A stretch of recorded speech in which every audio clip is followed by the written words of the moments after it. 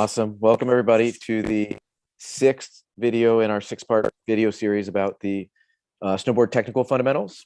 If you haven't checked out the first 5 videos, by all means do that. This is the ASI Snowboard National Team coming to you and really just having raw conversations about the snowboard technical fundamentals, what they mean to us in our own riding, what they mean to us in our own teaching when we're working with people, and really just breaking them down, having conversations about them so that we can get more in-depth knowledge about them, and so we can share our knowledge with you guys and let you kind of get some a jump start on going out and figuring out how they apply to your own riding and how you can use them for your own teaching. So before we really jump off tonight, I'm gonna let the team kind of go ahead around the room and introduce themselves. And so I'm Brian Donovan with the ASI Snowboard National Team, and let's kind of go around the room. Hey everyone, it's Matt Larson. Hey everybody, Tony Macri. Everyone, Eric Rolls. Hey, Amy Gan Bailey. Hey, Stephanie Wilkerson. Check Hewitt here.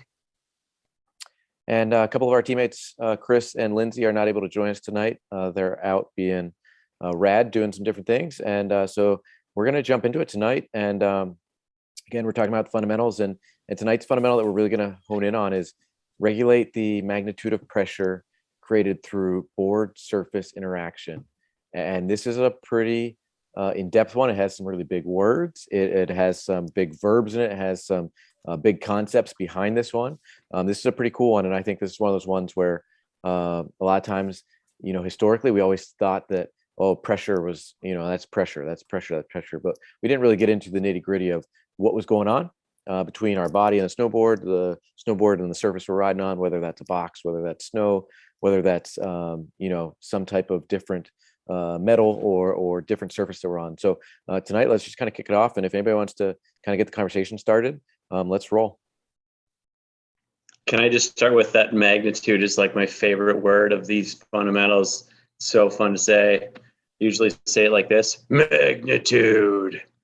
And oh, look, we got some smiles there. Perfect. See, it's effective. Yes. Yeah. And anyway, around the fundamental, though, I think this is a really cool one to dig deeper into how it can both land in a realm of what is the terrain doing as far as affecting an increase or a decrease in that pressure under our feet, or is it our body that's making those changes? Because both of those are zones or realms that we have to work within to be effective on our snowboard. Yeah, it's great. I like that you're talking about, like, you know, the body making adjustments, or the terrain having interactions on the snowboard as well. I think that's a great perspective. You know, as far as the body movements, you know, we talk about with all of these, we're doing flexion extension and some flexion extension and rotation, right, to make these movements. And this is the one that I really like. When I present this and I talk to this one with trainees and stuff like that, I talk about, like, the magnitude of pressure it's a vertical movement, which means that we need to be flexing equally in our joints to be moving vertically. If we're not flexing equally in our joints, now we're moving laterally or longitudinally and things like that. And all of a sudden we're getting into other realms, right? Into a couple other fundamentals. So that's a big one that, like, you know, having people in different body types, different length of levers from your legs to your spine to everything working together, you know, to create a straight up vertical movement is a key piece for sure. Tony, I like that you kind of call that out, because, you know, when we created the new fundamentals, it was breaking pressure up into the 3 kind of planes of motion, right? You know, across the width of the snowboard, along the length of the snowboard, and then the one we're talking about tonight just being movement vertically above the snowboard. But in order for it to actually be a vertical movement, like you're saying, there has to be stuff happening at the same time. Otherwise, it's going to push you towards different parts of the board and different things like that. And so this one has to be happening at the same time. It has to be in that vertical plane, and it can be vertical plane relative to the snowboard, right? Because when we're up on an edge and we're going through a turn, we can still actually move our body vertically, and we can still manage the forces acting against us in the turn. We can still make the snowboard get heavier or get lighter and do different things. But this is definitely moving vertically, but relative to how the snowboard is set up as it's kind of riding underneath us. Yeah, you know. I think Go ahead, Amy. Sorry.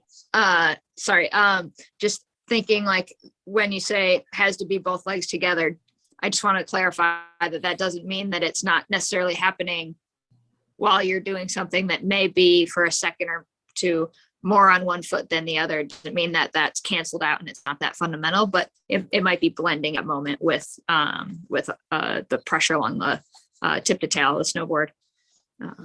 That's all. I'm right there. I'm right there with you. Yeah, me too. I'm glad you I'm, went there.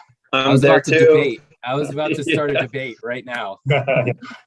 Yeah, it's very seldom that cut and dry. There, we've talked about this. It's come up in other calls, right? And it's always kind of that blending, and I think that's a good point you make, Tony. But it's kind of a good point as well that there may be other things going on, right? But that primary fundamental that we're looking at could very well be that magnitude of pressure, even if it's not totally equal, through both legs in terms of flexion or extension. I had a thought about it, actually, to use the word rate. And Donovan, I heard timing. Tony, you're talking about that it's equal between both legs. Amy, your example, like let's say we're very aft on our board. If we were, say, really flexed over that rear foot, could we extend in both? Okay, so if you picture it, if you're flexed over the tail, your front leg is going to be a little longer, right? But if you have extension in the leg joints of both legs at the same rate, you could be moving vertically even though you're over the tail. I think that, oh yeah, I see the faces now, that's clicking. I think that could be a way to describe how we can move vertically. We couldn't be talking about this fundamental, about that magnitude of pressure, regardless of where we are along the length of the board or laterally across the board. We still, once we're moving this way, that we're in the zone of this fundamental.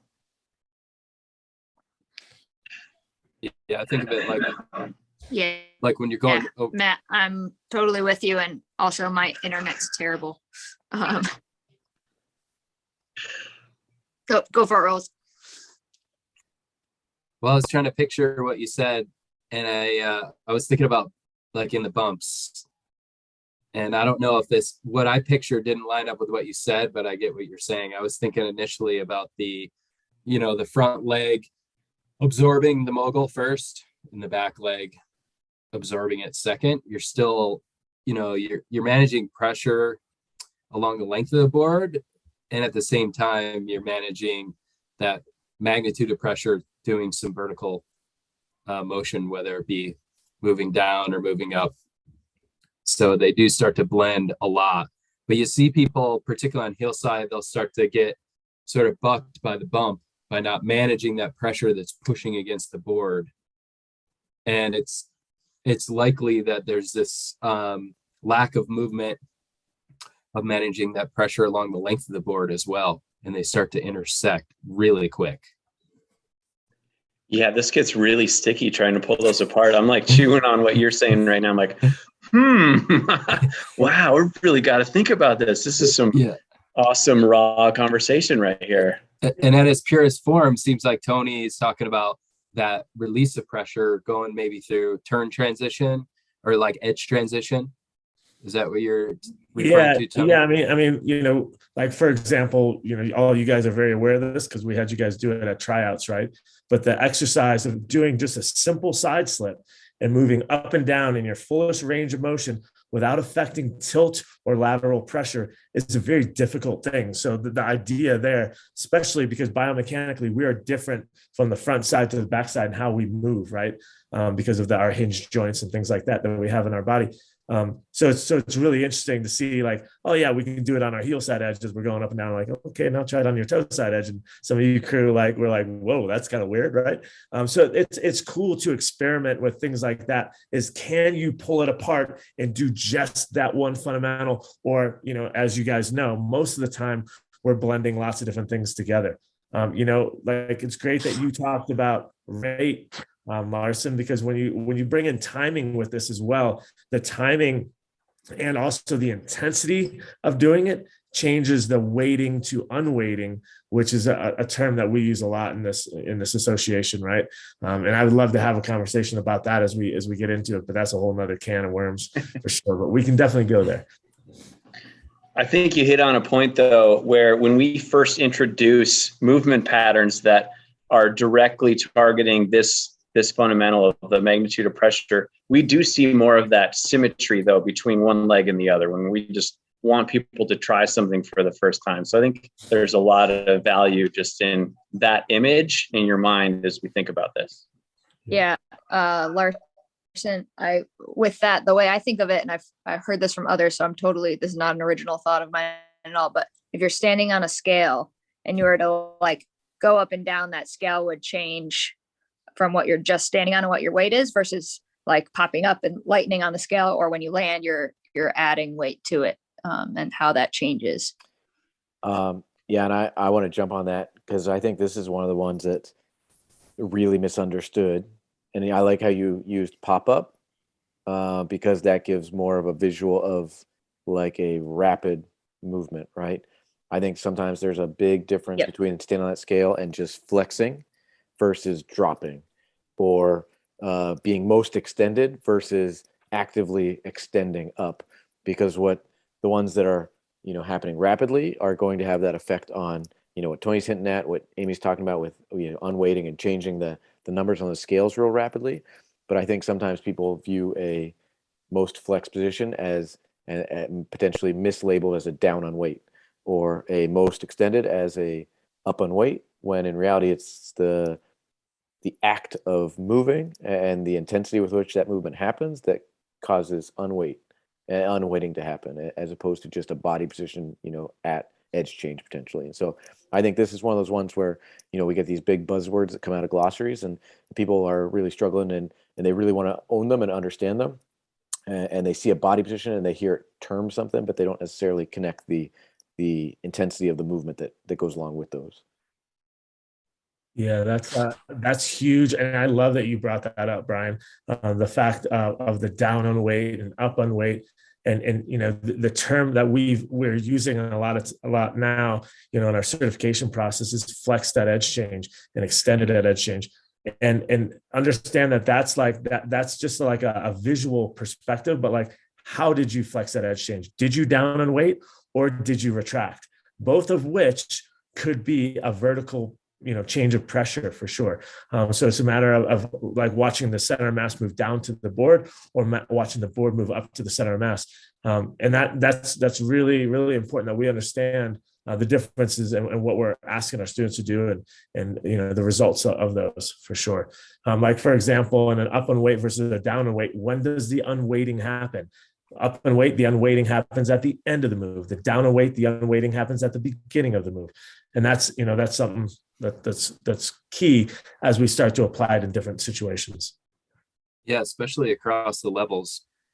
I was talking in a prep the other day.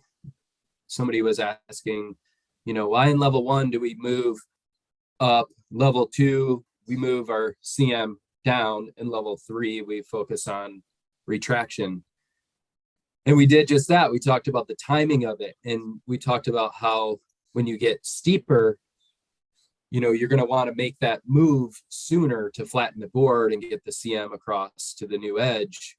And that becomes more efficient and effective through retraction at that as a high-end move. And we kind of explored the different timing of when it unweighted as it was related to terrain and what we were trying to do as an outcome. And so the up and over was more basic. It took longer. It's still very effective. Doesn't mean that it's wrong. There's great applications through it throughout all levels. But when you get into steeps and when you get into bumps and you really want to get on that edge early, high in the turn, really so you can manage pressure by the time you get to the finish of the turn, to not have all the pressure at the finish of the turn, which you'll get chatter, you'll start to inclinate, all those other things start to catch up. It was super key to really work through that and talk about the advantages and the real application of that. And it really came out a lot in the steeps, and particularly the steep bumps that retraction was ideal because you get that absorption of pressure that's building up, and you can change that edge early and steer that board around even more effectively to make those turns smaller and more closed to control your speed. Hey, Rosie, I kind of like that breakdown. I've had this conversation, I feel like a lot of times in training clinics as well. And it's kind of like, well, why do we do or kind of focus on breaking down the movement patterns in these ways, as it relates to the magnitude of pressure? And, kind of spot on there, but I like to throw the comments in, and I kind of start from like that level 3 world. It's like you're, kind of focusing on that retraction movement, right? We know it's fast. We know it's the most efficient, or the most effective rather. It's probably going to wear you out, but you also can kind of turn the switches a little bit and use those other movement patterns when you need to, particularly like from a recovery standpoint, or to absorb one of the bumps maybe you didn't hit quite right, and you can bounce in and out of those movement patterns that you used through the first 2 levels, before you come back to that sort of primary retraction movement, right? So I always kind of say that in that level 3 world, it's like, hey, we're mostly using this, but sometimes we're still going to make this, this down unweighted movement, or even an up unweighted movement. And then I kind of echo that back through, even at level 2, I was like, hey, sometimes we use that up unweighted kind of movement as a recovery movement, and sometimes you make a retraction move, and maybe it was unintentional, but maybe it was, maybe it wasn't, but it's something maybe you don't have that full ownership of like you need to at level 3.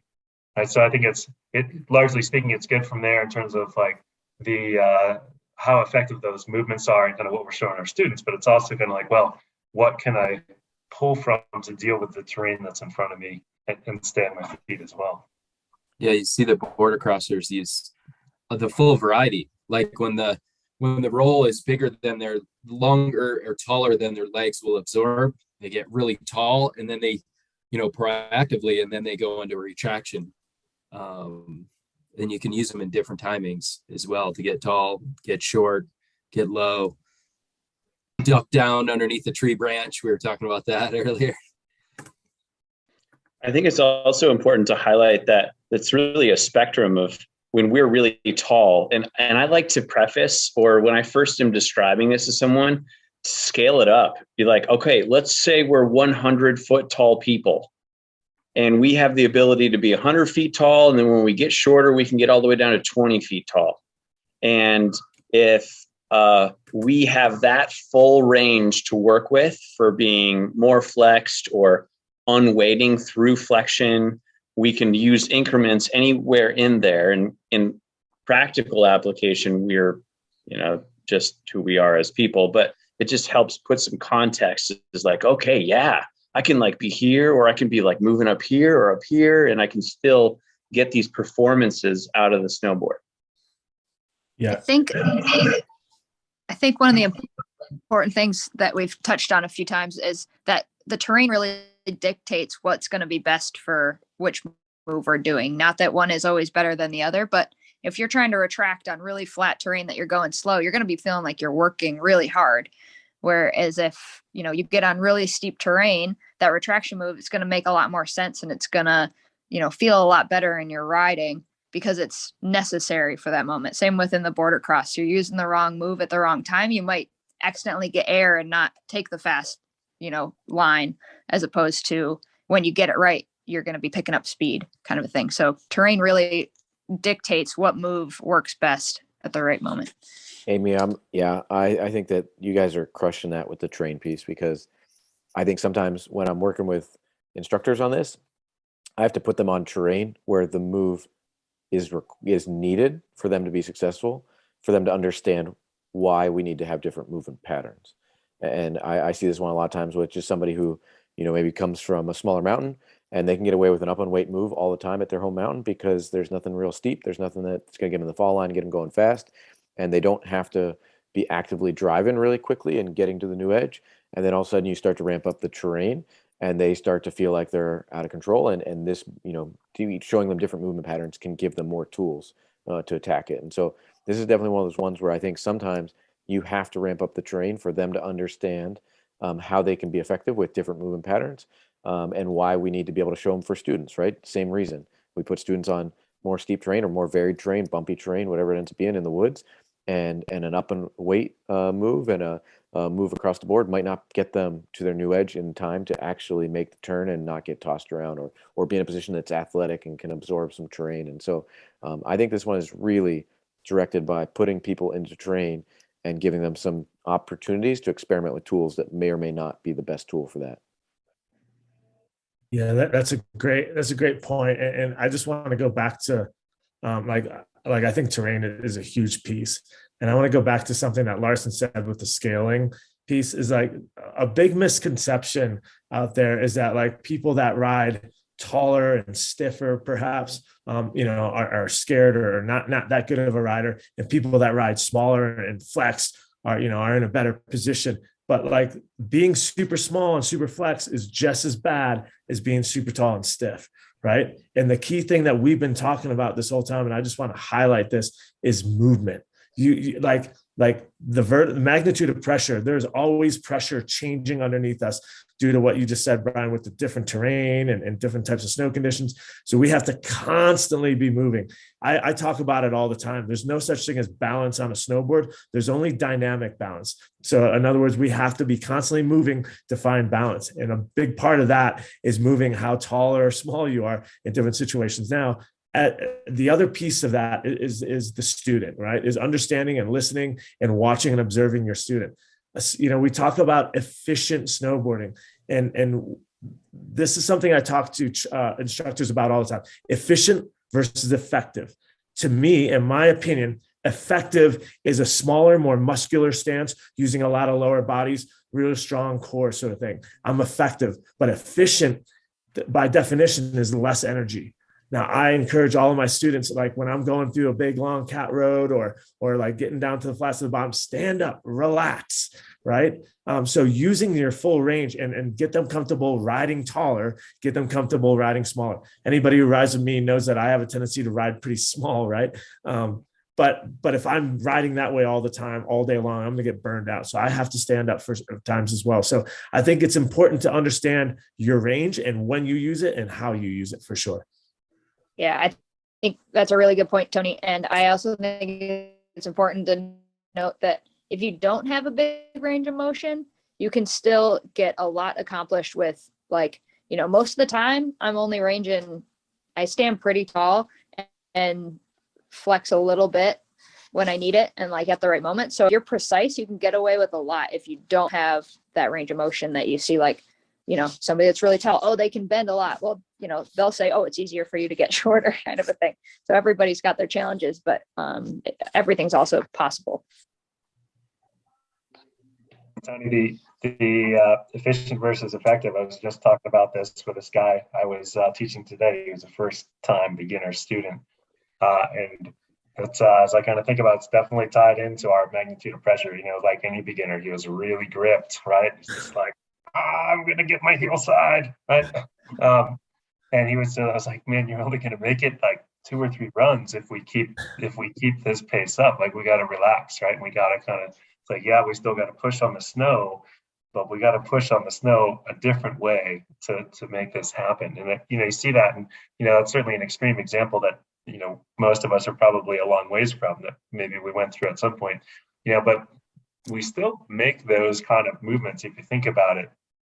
Particularly when we get into more challenging terrain, and that same piece is it's not just making sure that we're controlling that magnitude of pressure. It's kind of how we're doing it can make a big difference as well. It can be in the difference between being able to do 2 runs with your friends on a powder day or riding all day on a powder day, for sure. I want to touch on something that Tony mentioned. And I think it's sometimes overlooked too. Like, we're talking about being in motion, we're talking about getting smaller, getting taller, all those different things in our range of motion. But I think that one of the pieces of this fundamental that's also important is the idea that in a turn, the forces of our momentum want to take our bodies and rip us out through the corner of the turn, right? And we resist forces in a turn. When we have the board tipped over on an edge, when we're bracing against it, whether we're using our skeleton and our bones, or whether we're using muscle groups and different, or a combination of them, but we are actively making just static, almost resistant movements to keep from just collapsing and getting smaller in a turn.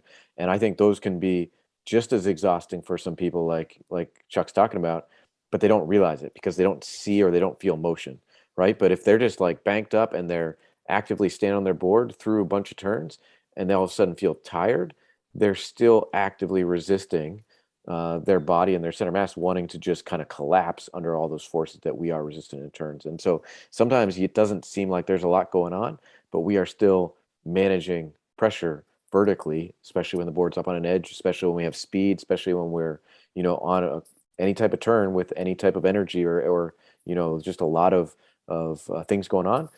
There's a lot that we are actively working against as well. Yeah, I'm glad you brought that up, Brian.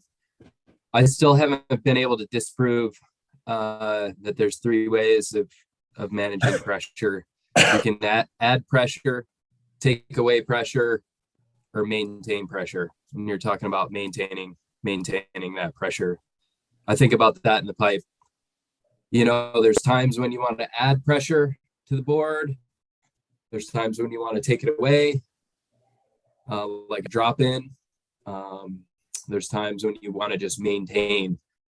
And even though muscularly you feel like you're adding pressure just to maintain sometimes, but we're talking about that pressure against the board, that interaction between the board and the surface. And I love it how we always just dive right into the geek session. I love it. We just start nerding out, and then we bring it back to kind of the words of the fundamentals. And just to really talk a little bit, to add a little piece onto this little monologue about that board surface interaction. And I know the Alpine one is board snow interaction. We purposely wanted to put in board surface because we like to slide all sorts of things like logs, and some people like to slide concrete ledges. And it's not always snow, but it is about that interaction with whatever we're sliding on, and we're trying to manage that. We're trying to regulate that in this particular fundamental, and that's key. So to regulate it, we're adding it, we're taking pressure away, or we're trying to maintain it with whatever that board is in contact with. Nice, Rosie. I was kind of debating this. Like, I'm going to nerd out a little bit more as well, just because I find this particularly good in adding, take away, or maintain. Right. I like to use this particularly as we start, talking Cert 2, Cert 3, get into the biomechanics just a little bit. Right. I'm kind of just curious if you guys use this when you're talking with the crew as well. Is that concentric, eccentric, or isometric muscle contraction, right? It's the same kind of thing. Is it getting big? Is it getting small? Or is it staying right in the same? And I actually find that sometimes that helps to explain it as well, because you can kind of, like you were saying, Rolsey, like all 3 of those can so eccentric, right? Concentric or isometric, kind of holding strong, can add or take away or maintain pressure, right? So your matrix is growing in terms of what does what. But I find sometimes that is helpful as we think about our most maybe effective stance in terms of, should we be extending out, pushing on that board? Should we be, flexing our muscles in, or should we just kind of hold strong like a rock? And sometimes separating or describing what your muscles should do over here and then describing what the pressure on your board is doing can help people break down or visualize their options. Like you said, you also left out like a firecracker down the stairs at the resort. Yes. Right? Should you isometrically contract or should you retract? Like, what are you going to do when you get to the bottom of the stairs onto the heated concrete? You're going to have to manage that. That board surface interaction gets a little tricky down there. Yeah, cheese grater stairs, or is it just straight up The Austrians slippery. are pretty good at sliding on non-surfaces after their op racing. They get after it over there. Just an observation of mine, but no, I think it's interesting to like kind of break down, like kind of separate the muscles right from or the body from the board, because sometimes they line up, but not always, right? You can do different things to create different outcomes. Like that second trick on a box, you know, where sometimes you feel it and you're like, oh, I have some to give and I can push off and spin out. Or sometimes you're like, nope, there's nothing. I am just, you know, my muscles are just like holding tight. I can't fire them again. You know, I'm holding tight. I'm maintaining that pressure. I can't add that. And I don't know, maybe you can enlighten me. Would that be eccentric? I'm taking a guess. Oh, do you know what I mean? Like when you're sliding and you're maybe on a nose press and you're gonna, you know, push off to do a spin out, or if you're you know, set up to do a pretzel and you go to push off and there's nothing to give, and all of your muscles are sort of, I don't want to use the word flexing, but they are flexing. Right. That'd be eccentric or metric to concentric. Right. It's going to get messy real quick because you can do different things going with different on legs there. at the same time. Yeah. Well. Yeah. Well, I mean, you can even take it just a step back, right? So if that box or that Thank rail, Thank you yeah. for taking a step back. But no, I'm saying like reality. Yeah, you're talking about like that the finished product may be in there or not there, but think of just like hopping on a down box or a down rail or an urban on rail, and like just think of vertical movement. Say urban on front side 50-50, and you have three options really when you match up with the rail. You can melt into the rail and like, you know, flex down. You could just stay static and hope that you magically lock it in and you're good to go. Or you could actively like push, you know, get bigger and push your legs down into the rail, and you immediately know when everything is clicking or when it's not clicking, right? Like those are the simplest ones before you even get to your pretzel out or your spin out or whatever. We're just talking catching the feature, and that's that board surface interaction. But we all know when you see somebody who has a really good touch in the park, that they really know how to catch a feature and melt down into it and get soft. And I think that that's just sometimes I ride with people who just miss that component piece because they think like, no, I want to be like stacked and athletic and really like, you know, like create like good posture on the feature. It's like, no, sometimes you just really want to melt down and get really soft and let your joints get really spongy and catch that feature before you get to your next level of craziness that you're starting to, you know, describe. Hey, to nerd out on another component here is the camber profile of the snowboard, because that's going to have a lot to do with the magnitude of pressure that you're managing. I'd like to think of camber as a way to extend outside of your stance width to be able to put some pressure underneath your feet. And so I think there's a lot that happens, say, at the beginning of a turn where you're trying to, say, decamber that, or at the end of the turn where all of a sudden that pressure isn't there underneath your foot. And then that board wants to reshape into that camber profile. You're going to feel that. And that's another component to manage. You can look at other camber profiles, other hybrid cambers, or even rocker. That's all going to respond very differently. And so I think this is just a whole nother nerdy ball of wax we can dive into.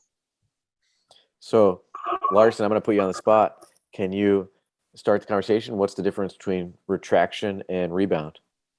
Because sometimes to snowboarders, they look very, very similar. And I think that there's definitely a lot of differences. And I'd love to kind of hear the group's take on that. I'll just throw two words that come to mind immediately when you asked me that question, Donovan, was just like active or proactive versus passive. Like, is the board pushing me or affecting me somewhere, or is this something that I'm being deliberate about? Is this something that I'm managing through the performance that I'm looking to draw out of the snowboard? Yeah, and I'm gonna tie into that a little bit, and I'll just use your last example, like front side 50-50 onto an urban feature.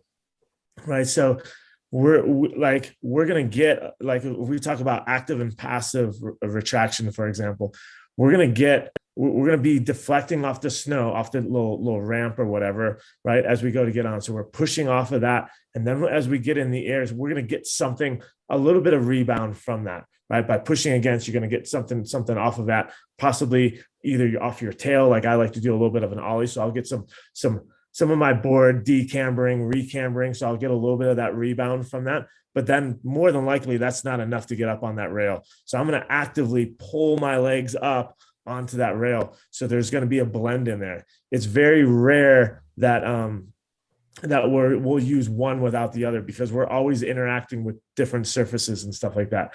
You know, I've done an exercise where I've done 2-foot edge hops with candidates and stuff, and I asked them to try not to move your center of mass. Try to keep your center of mass at the same level the whole way, and just pull your legs up and put it back down. Pull, and if they come up and they have a lot of time, more than likely they're pushing off the ground. But if it's really quick, it's more true retraction. That's where the active retraction piece happens. But yeah, absolutely. You know, like when you start getting into this conversation, you start talking about, you know, rebound versus deflection and things like that. Like I mean, we can geek out, you know, we don't need to take everyone's whole night with this conversation, but absolutely. To me, when you start utilizing rebound in your snowboarding, you're starting to get performance. That's like the beginning feeling of what performance feels like on a snowboard, whether that's rebound off your tail, whether that's rebound from the center of the board, out of a carve turn or something like that. Yeah, it's amazing in my opinion. Tony, I wholly agree. Like I was working with somebody the other day, and they started to feel the board work for them and snap for them, and they were excited, right? And then it goes back to your conversation or whoever prompted it about effective versus efficient.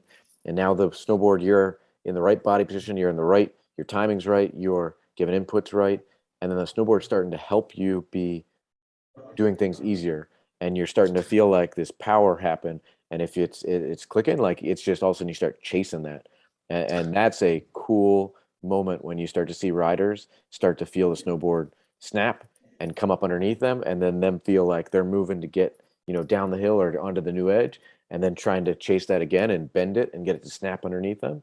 And I think that is that's where that efficient and effective really starts to pop in people's brains when they start to feel those sensations, and when they start to feel like the snowboard's working for them. I think that's rad. Finally getting your money's worth out of that board. Donovan, kind of piggybacking that statement a little bit, I like to sometimes explain it this way, or we're talking about retraction versus rebound. And I said, like, well, think about it. So retraction is more of this movement, right, of your board coming up to your center of mass, right? So picture yourself like in a board across start, you got maybe a couple handrails on both sides. You can actually, you know, put some pressure on your arms, you can retract that board, you can pull it up towards your center of mass, up off the snow. So you can create this retraction movement without necessarily having the snow underneath you. Right? When we start talking rebound, right, and we'll try to keep it fairly clean, but you can get into some deflection stuff too. That's like I'm trying to use that rebound to help me get to that point of retraction, particularly as we start to go to number 3, right? And sometimes it's terrain, sometimes it's rebound in your snowboards and this other moves, but it's like there's another force that's helping me make that retraction movement easier, right? And a lot of times that's going to be rebound. What do you guys think? Yeah. I like it. Yeah. I also think about, like, when you're training rebound, you train people to make a movement to get a reaction, right? And whereas retraction is literally just a movement, like you're just pulling the board in. But what happens a lot of times with people when they first start feeling retraction, what they'll do is they'll go do a carve turn, and sometimes you'll even see them give it a little bit of a sting on the edge. So increase that edging right at the end, push down on that board so that they get something back from the board, because then it helps guide that retraction, which that is what we call more passive retraction. The board's getting pushed up underneath us and we're letting it happen. So that's your point. So to Chuck's to your analogy there with the bar, the bars and the board off the snow, there's nothing, we're not doing anything initially. We're just pulling the board up. So so rebound generally has an action and reaction. The reaction is what we call a rebound. And then there's the timing of the blending of the two, right? And that's that sweet spot where you get that board, to rebound off the snow, and you get that where that is starting to dissipate, and you move into your retraction and you help it actively for the rest of the way. And that's that true board feel, that is the essence of this fundamental. You're regulating the magnitude of pressure. You're totally regulating, you're controlling it, you're regulating it, and you're transferring that energy you're getting out of the board into a movement to create a result. That's the essence of it all. I think that's what we're all after, right? Yeah, it's all good. We definitely, right, rebound has come up in almost all of these calls. If I looked back, I bet it did, right? And it's just kind of, turns out that magnitude of pressure is involved in the rebound as well. It's not the only thing, but. And Chuck, think about it, like when we're talking about blending, when rebound happens and we actually don't feel like we got bucked by it, but when it happens and we feel like it like slingshots us into the next turn, or like gets us something that actually helps us, we're moving across the width of the board. We're probably moving along the length. We're probably setting an edge and balancing over top of the edge. Like, right, when you talk about blending, the only way that rebound actually feels cool is when we can use it to then continue riding and continue like getting performance. Think about when people describe a board and they're like, yeah, that board is like, it just bucks me. The timing's all wrong, or it's like, I just can't, like, it's popped at the wrong time, or you hear people say stuff like that, and it's really just because they're getting rebound out of it, and they're either not in the right body position to harness it, or they're the timing's wrong, so they're kind of like a little late or something like that. But it's definitely, like we've talked on a lot of these calls, it's a characteristic of a snowboard that kind of hits with our riding style. And you could take that border crosser and that gate that you're talking about, and they're stiff along the length board that they're riding, there has to be a whole lot of force in that board to get that board to rebound. Whereas if you're just out trying to like be a little jib kid and lap a rope toe with that board and just try to ollie up onto a feature, you're going to have to work really hard, and you're going to have to be in the right body position to get any performance out of it. And so gear comes so much into this, and the feel of that comes so much into it, but only if it's like it matches up with our riding style or what we're trying to do, or we can kind of blend the fundamentals together to harness it to do something cool. I think we're going to have to change ollies to tail rebounds. That's we got to vote no. Overruled. I'll vote yeah. As long as I have one. Sympathy vote right there. I was just thinking about like when Brian had his student, he says, yeah, you're regulating the magnitude of pressure. Did you yell that at him? No, because we use simple language when we talk to our students. We've got these ways that we talk amongst ourselves. The words have meaning. We nerd out on them, but yeah, you probably didn't say, I really liked how you regulated the magnitude of pressure. I'll be real. I had a guy in a clinic today who, we're getting to know each other this morning, and you're like, oh, what do you do? And he's like, I'm a high school physics teacher. And I was like, oh my God, I'm not going to talk about any of this in this level, because I'm going to pick your brain on making sure that I understand all of the physics going on in this. And it was one of those moments where you're like, yep, I want to make sure that what I think I understand, you can confirm for me. And so we had some pretty interesting conversations, and we used some fancy words, but it was definitely pick and choose who you're talking to. Yeah, good point. You're like, this stuff's already published. We don't want to change it just in case. Cool. Is anybody else? What else do we have to unpack on regulate the magnitude of pressure? Board surface. I got one thing that goes back to the beginner level, and that there can be some value in when we have our first time students come up to us. They want to learn how to snowboard, and it's possible that being in that more flex position is something that's challenging for them, that just general athletic stance. So right now we're talking about that range of motion of being taller or shorter, and just asking them, hey, we want you to be just a little bit shorter. And that takes a lot of energy out of them. And so we have to, one, be aware of that, but two, also share the benefit with that, of that with them. And that we can take it a step further, that if they say, like, let's say we're getting into that scary period where we're looking to point the board into the fall line, and that there's this component, and we talked about it, if you go back in the talks about, I think this was on the tilt talk, about flattening the board. Maybe it was twist. Maybe it was all of them. Maybe we've talked about this in every single tech talk. Very possible, because they're all blended. Anyway, to the point is like, hey, if we can be actively flexing while we're flattening the board and it being turned into the fall line, that can be helpful for us. And so that's the point to take away from all of that was, hey, you can introduce, say, a flexion to flatten the board, managing that magnitude of pressure when we're making our first turns into the fall line. Cool. Larson, that kind of just hit something for me that I think's worth talking about is, at Cert 1, Cert 2, Cert 3, when we have certification exams, the riding component is really, a lot of it is what you need to demo for your students, right? And when it's appropriate and what your students might need to see in order to get some performance out of snowboard. And this one comes to me and hits home when you're talking about a beginner student. It's super important that we don't get lazy in our demos.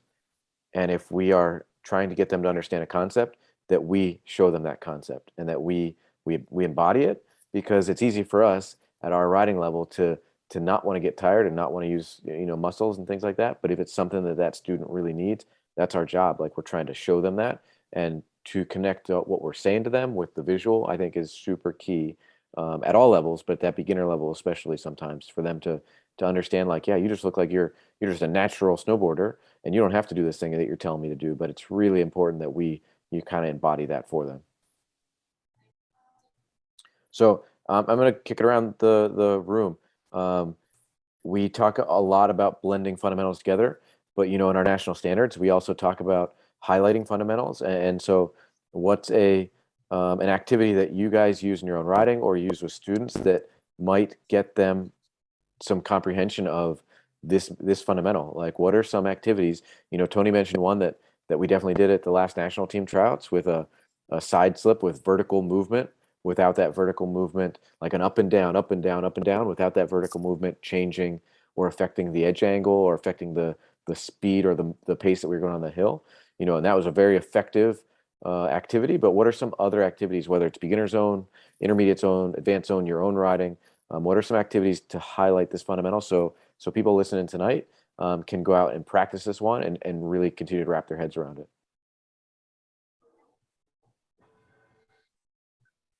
Yeah, I'll jump in. It is kind of more in the world of that kind of up on weight, down on weight, retraction kind of worlds. I love kind of doing just kind of some going up on kind of some blue terrain, rolling around and just trying to doing some kind of big carvy or big scarvy turns, and having people try to see if usually I do this in a group of instructors, try to see if they can get their board off the ground using off the ground is not entirely fair, but I kind of get them to try to highlight one of those movement patterns and see if the other instructors can identify it. Right, so that's okay. I'm going to make a big up one movement. You can kind of muck around and do this in the bumps sometimes, which is where I talk about getting in the air. It's kind of like a guessing game, if you will, with other instructors to see if you can show that movement pattern to the point that somebody else can pick it out. I got one I'll throw out.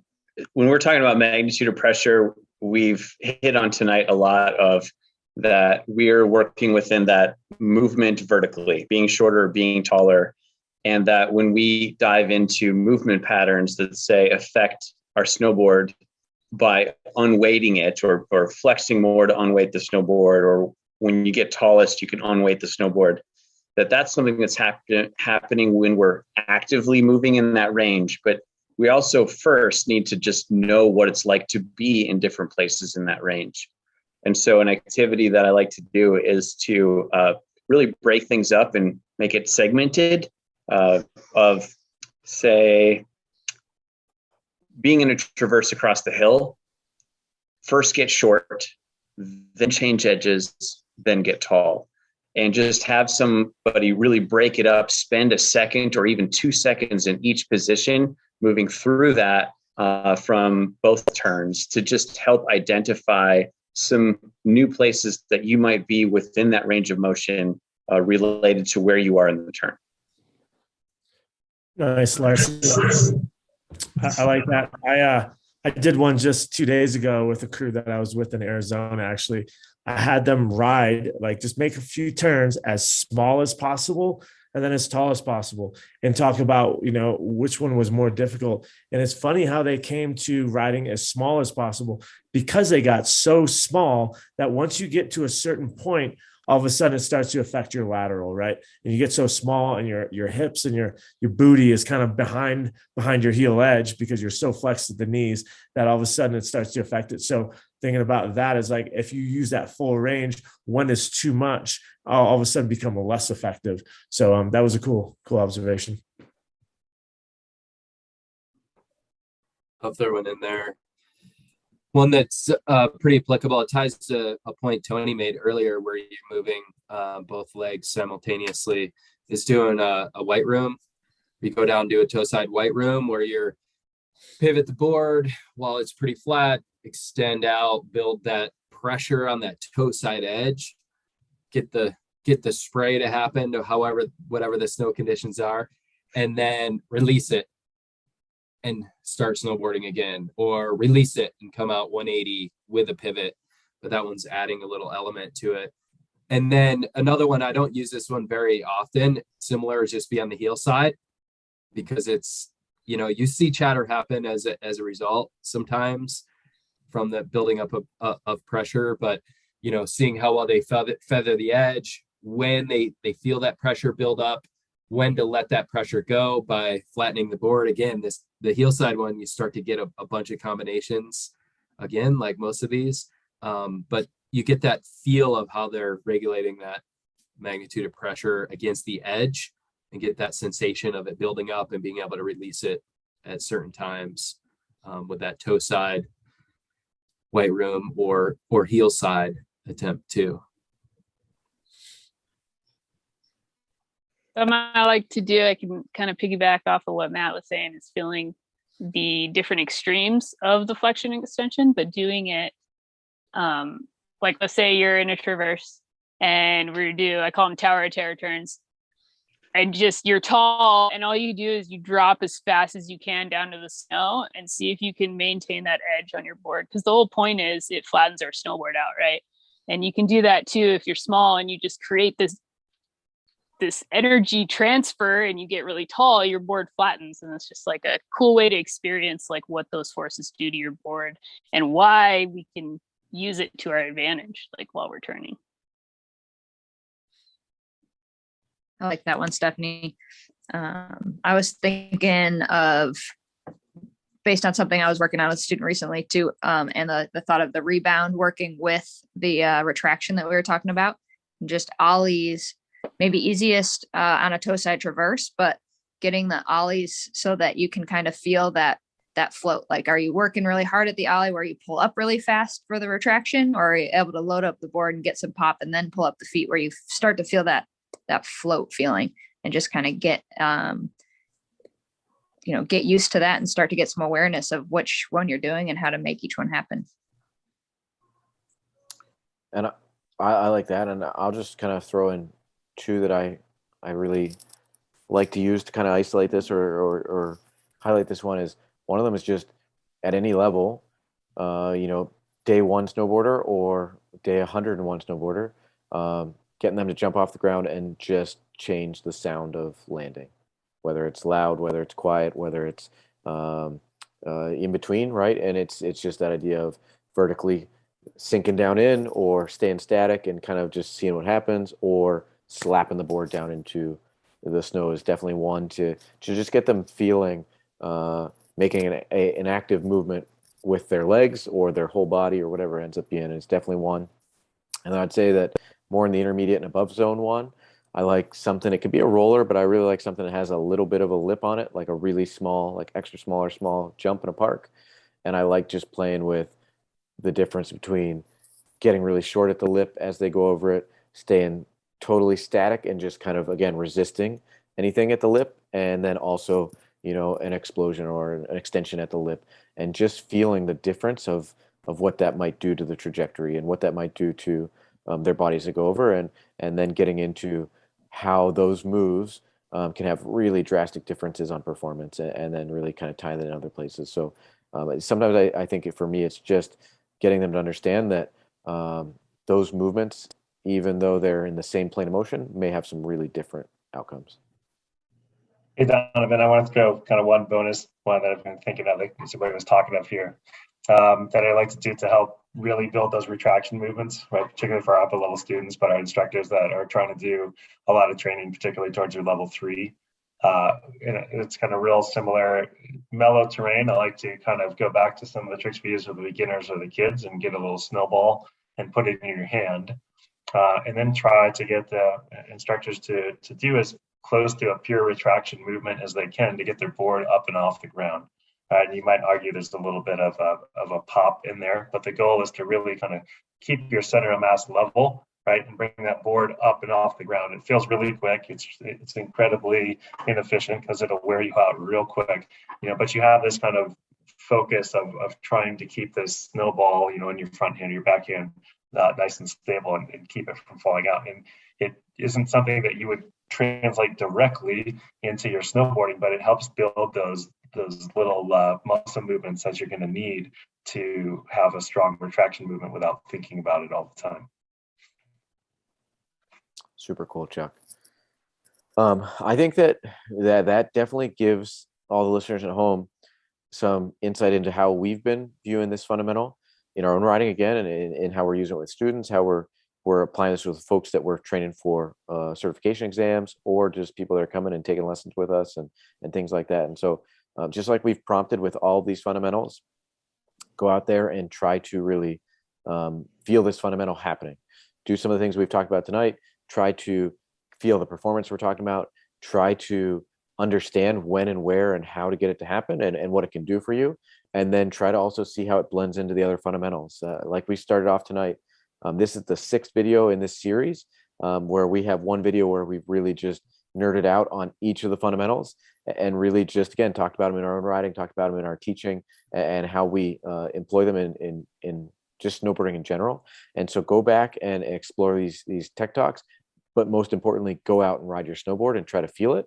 Work with students and try to inject it and try to get them to understand it and get them to feel it.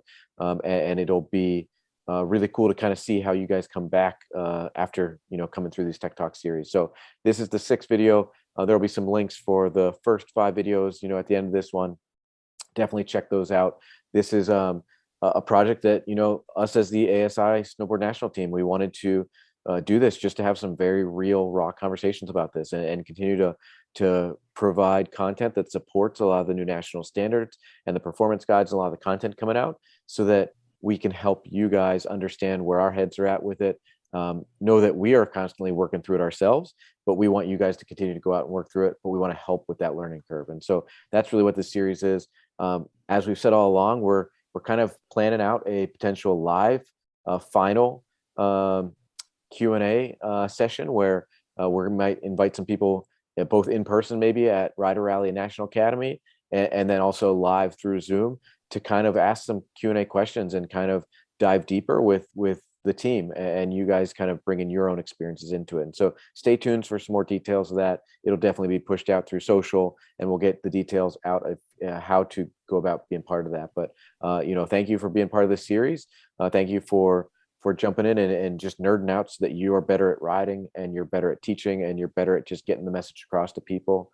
And then what I do want to say is I want to get one last plug for National Academy and Rider Rally coming up. You know, I don't think I've called Tony out. Tony, you want to hit up a Rider Rally plug? Yeah. It's a great location. Obviously, big sky, amazing mountain, amazing terrain, and stuff like that. But I think the most important thing, and probably one of the reasons why some people chime into these little tech talks, is just the social aspect, getting to engage with different instructors all over the country. That's the coolest part about for me, going to Rider Rally and National Academy. So please come and hang out and learn from us, your current national team, as well as a bunch of instructors with a ton of experience all over the country. Ride some cool terrain, had some cool conversations in the evenings as well. And yeah, please come join us. It's an amazing time. Yeah, so let's just go around the room. Thank you guys for tuning in. Thank you for being here with us for these conversations. Stay tuned for more content coming out from us. And who wants to kind of send it off? Goodbye. Get out there. Good night, everybody. Get out.